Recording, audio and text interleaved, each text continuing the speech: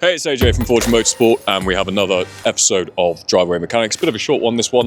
We've got Blake's awesome M140i with us. We've done a load of work on this in the past. It has our iron LD2, FMINDK50 LD2 inlet ducts. It has our boost pipe. It has what we've sort of focal point for this video is FMINDK50.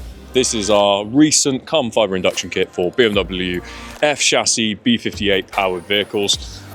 Super easy to fit. It incorporates the OE lower airbox element, and it's got a large capacity upper airbox carbon fibre, and you can fit a nice big cone filter in there. So lower IATs, a lot more airflow. We've also got the inlet pipe with it.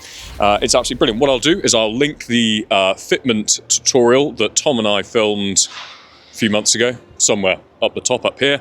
But it's a really brilliant product, super easy to fit, well within the capabilities of a driveway mechanic. So yeah, we'll leave it there.